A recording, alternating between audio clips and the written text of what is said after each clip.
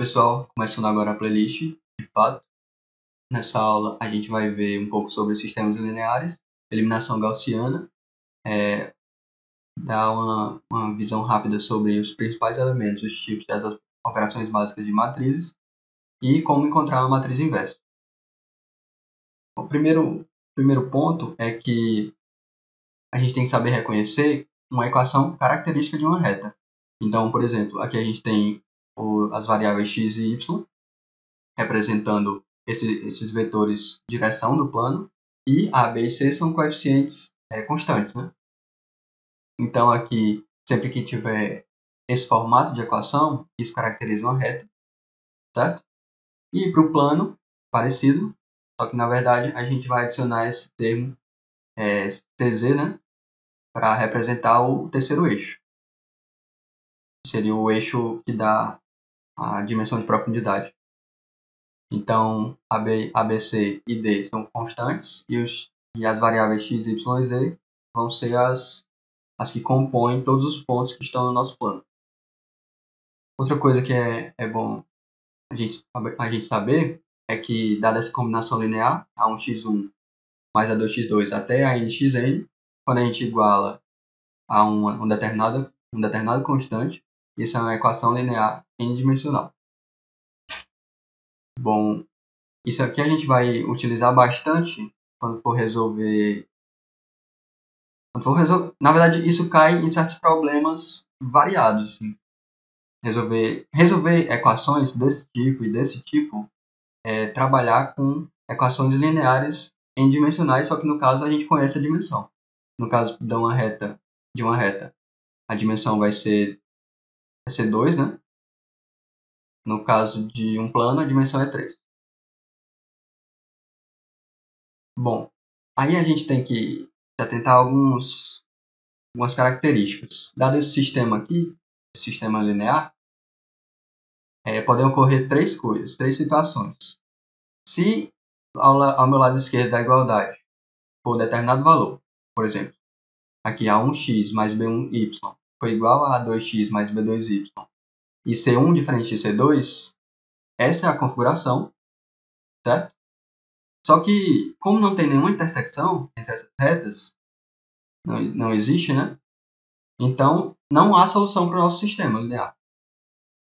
Nesse caso aqui, dada uma determinada configuração, se essa primeira, vamos supor que essa primeira equação seja essa reta mais azul escuro, e essa segunda seja essa azul claro, como a gente vê essa interseção aqui, esse par de interseção, x, y, representa a solução do nosso sistema linear.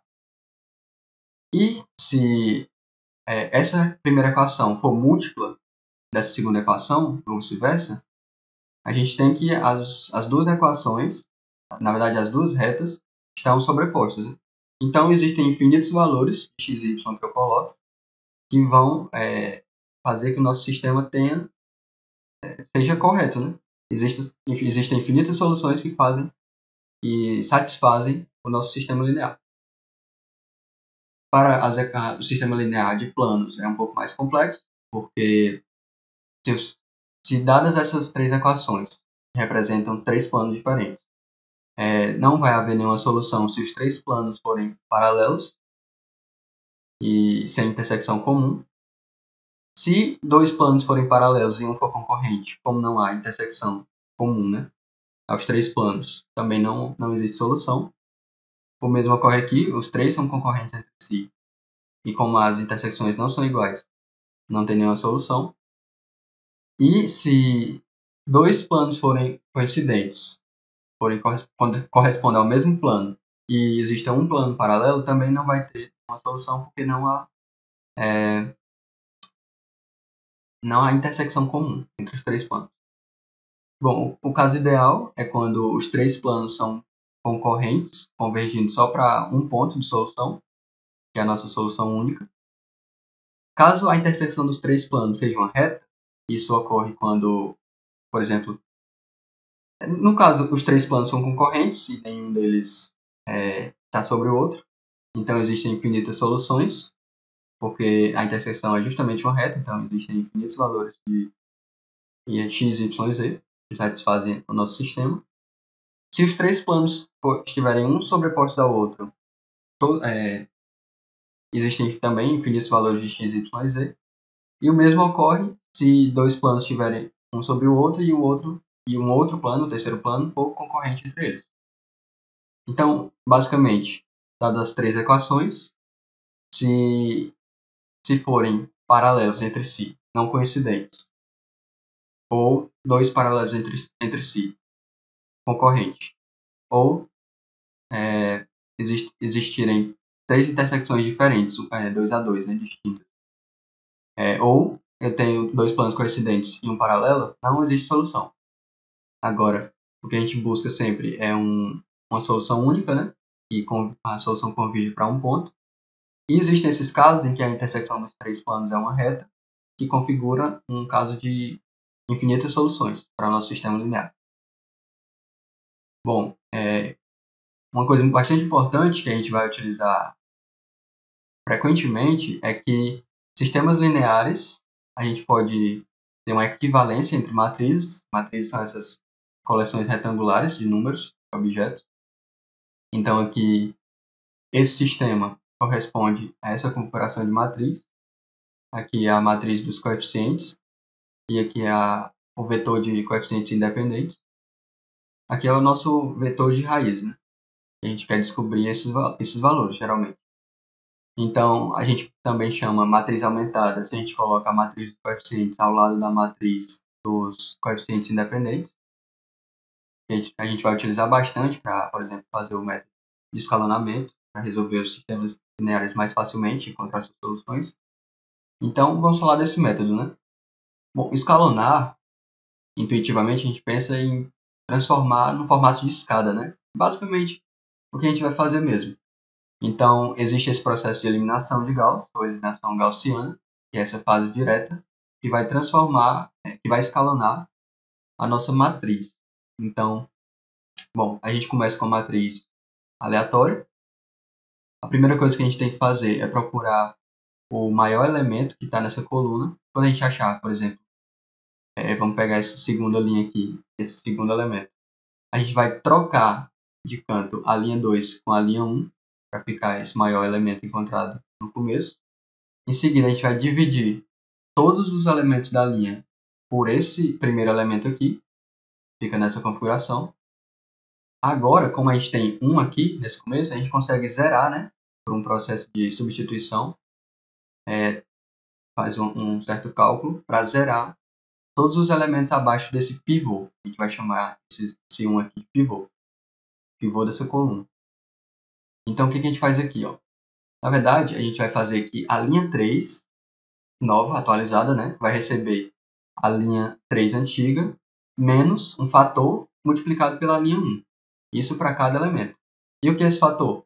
É justamente o número. Como eu quero que aqui se torne zero, né? Todos os elementos abaixo do pivô tem que ser zero. Esse fator é justamente um número que eu vá anular, que vai servir para eu anular esse elemento. Que é justamente, vai ser o 2 dividido por 1, né? Porque quando a gente fizer 2 menos 2 dividido por 1 vezes 1, isso aqui vai zerar. E aí sim a gente vai seguindo, né? A gente vai pegar o 4, vai fazer essa posição aqui, esse elemento dessa posição vai receber o 4 menos 2 vezes 2. Esse menos 5 esse elemento dessa posição vai ficar, vai receber menos 5 menos 2 vezes menos 5, resultando 5. E o 6 vai receber, na verdade, o elemento que vai ficar nessa posição vai receber o 6 menos 2 vezes o 3. Que é justamente o que ocorre, que está nessa configuração aqui. Bom, agora a gente vai para o próximo pivô da próxima linha, né? Então, na verdade, da próxima coluna, aqui, como a gente vai procurar o pivô dessa linha aqui e dessa coluna, aqui é zero, então não pode ser. Então, a gente salta para a próxima coluna. Então, o pivô dessa coluna é um elemento diferente de zero, né? Então, aqui a gente vai achar que vai ser esse menos 2 aqui. A gente divide toda a linha por esse menos 2. Vai ficar 1 e o resto dos elementos vai ser zero. Agora, como aqui a gente tem 1, a gente vai fazer o mesmo procedimento que a gente fez para zerar os elementos abaixo desse pivô. Então, o fator vai ser 5, né? Então, vai ficar aí, esse elemento aqui nessa posição vai receber 5 menos 5 vezes 1. Vai zerar. Bom, aqui é a fase direta do processo de eliminação gaussiana, né? Para a gente fazer o processo de eliminação de Gauss-Jordan, a gente precisa também fazer essa fase inversa.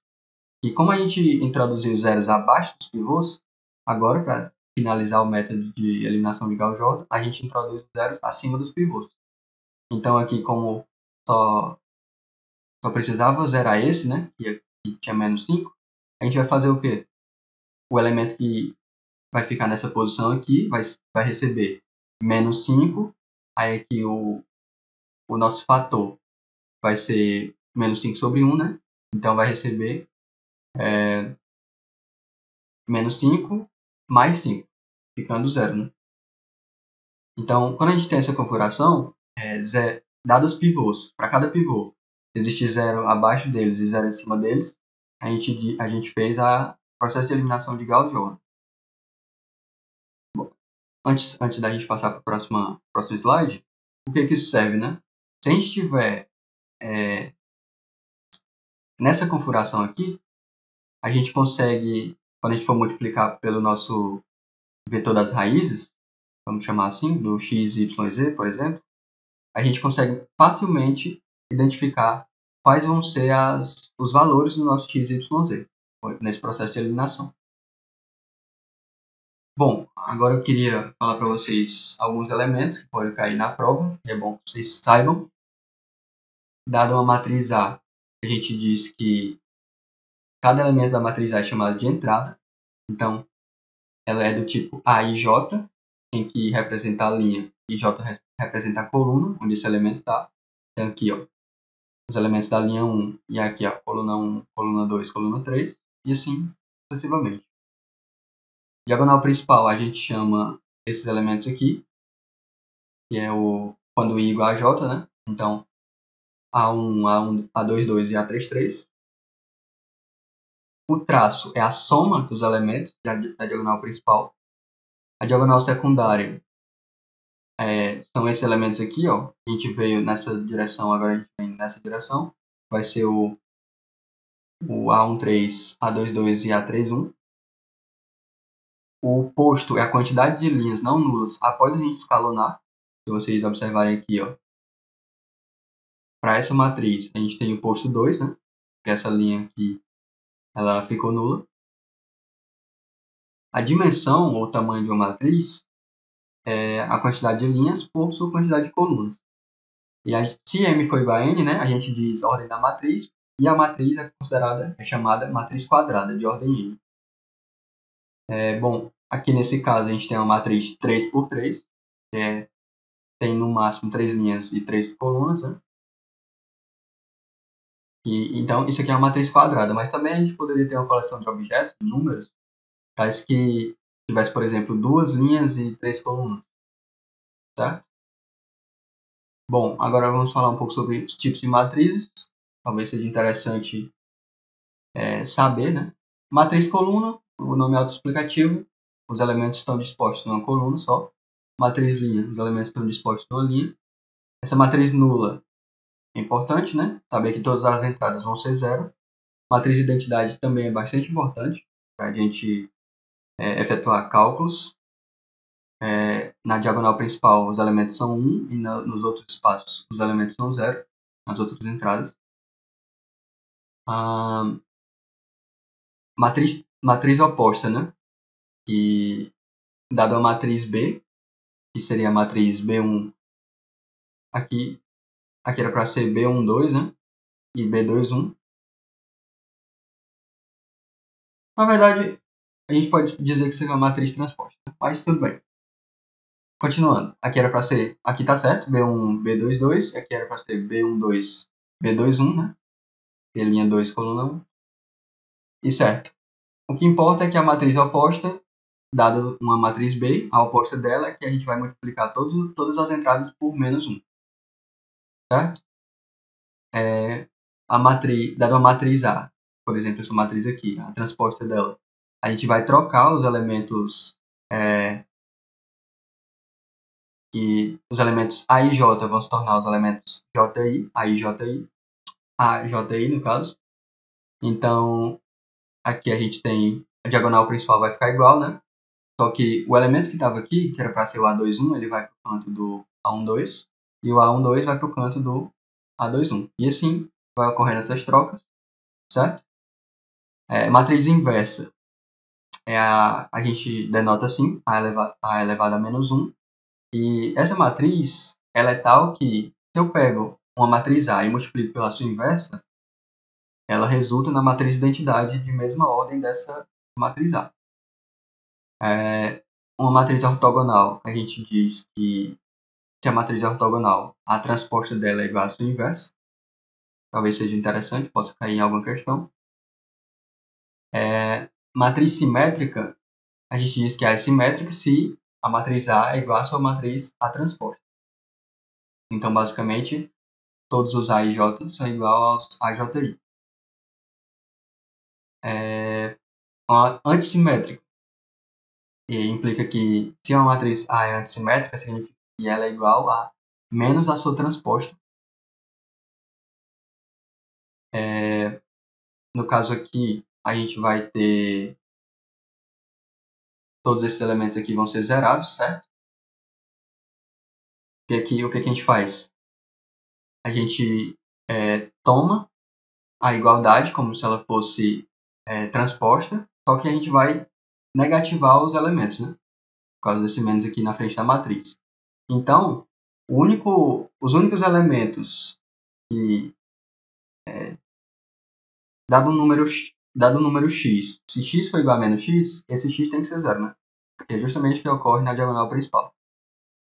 Bom, matriz diagonal ela é caracterizada dessa forma. Eu só vou ter elementos na diagonal principal. E o resto dos elementos serão zero. Triangular superior significa que eu só vou ter números diferentes de zero nessa parte da diagonal principal para valores de j maior que i, e a triangular inferior eu só vou ter elementos diferentes de zero para valores de i maiores que j, certo? Então, basicamente, superior, essa parte de zero está na parte inferior, a gente pode pensar assim, e a triangular inferior forma um triângulo aqui, né? Se a triangular inferior, o triângulo de zeros vai estar na parte superior. E deu para entender. Enfim, dada duas matrizes, A e B, a gente pode definir as operações, né? Soma subtração, a gente vai pegar cada elemento em sua respectiva posição e somar com o respectivo elemento da outra matriz, do jeito que está aqui. Então, por exemplo, fazer a soma, vai somar A1 com B1. E o próximo elemento, A12 com B12. Para multiplicar uma matriz por um escalar C, a gente simplesmente pode representar dessa forma, e cada elemento da matriz vai ser multiplicado por esse escalar C. Aí a multiplicação de matrizes, entre matrizes, é um pouco diferente o processo. Mas, na verdade, dadas, por exemplo, essa matriz D, que é resultado da multiplicação entre matrizes A e B, o que a gente vai fazer? A gente vai pegar uma linha da matriz A e multiplicar pela respectiva coluna da matriz B, certo? Então, de modo que a gente pode fazer um exemplo aqui de um elemento. O primeiro elemento vai ser o D1, né? Vai ser esse A1 multiplicado com B1. Vamos pegar essa linha toda e multiplicar com essa coluna toda. Então, A1 com B1, A12 com B21 e A13 com B31, fazendo combinação linear desses elementos, desses produtos, certo? Outras coisas que é interessante, outras operações que são interessantes da gente saber, a transposta da inversa é a inversa da transposta, certo? Então, vale isso aqui. E, claro, para isso aqui ocorrer, deve existir, né, uma matriz inversa. O transposto do produto, a gente poderia pensar que seria simplesmente... Aqui saiu o T maiúsculo. Bom, simplesmente A transposto e B transposto, mas no caso o que ocorre é que a gente vai fazer esse processo, transpor cada um e inverter as posições. Então, AB transposto é B transposto vezes A transposto. A inversa do produto vai ser justamente como se fosse a mesma coisa do transposto, né? A gente vai inverter cada um e trocar as posições entre elas. Então, AB inverso é igual a B inverso vezes A inverso. Bom, para finalizar, a gente precisa ter uma espécie de método, né, para encontrar a inversa de determinada matriz. Como a gente, na maioria das vezes, a gente vai trabalhar com matrizes mais simples, de ordem, por exemplo, 2 ou 3, então, por exemplo, para a ordem 2 existe um método mais direto, né? Então, aqui, por exemplo, dada essa matriz A inversa dela é justamente isso aqui. A gente vai trocar os elementos da diagonal principal de posição. Então, o A vai para o lugar do D e o D vai para o lugar do A. E a gente vai trocar o sinal dos elementos que estão na diagonal secundária. E a gente vai multiplicar essa matriz, que a gente montou agora, pelo inverso do determinante, na verdade. O determinante a gente ainda vai estudar mais na frente.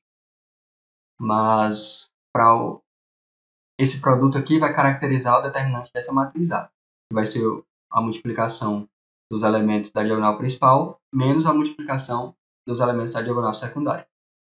E essa aqui vai ser a nossa matriz inversa, para a ordem 2. Para uma ordem maior que 2, né, 3 em diante, a gente pode colocar matriz A separada por uma barra da matriz identidade, de mesma ordem. E aí o que acontece? O nosso objetivo é transformar a matriz A na matriz identidade, de modo que a gente vai tratar isso aqui tudo como uma matriz só, esse A barra I.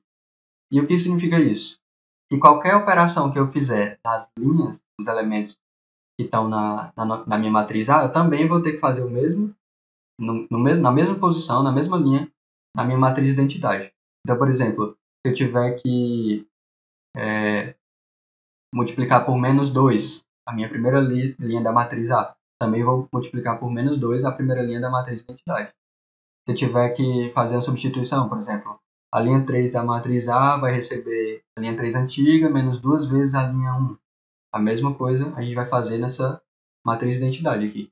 De modo que quando a gente obter essa matriz de identidade à esquerda, à direita da barra, né, que a gente separou inicialmente, vai aparecer a nossa matriz inversa. Certo, pessoal? Bom, acredito que seja isso. Até a próxima aula.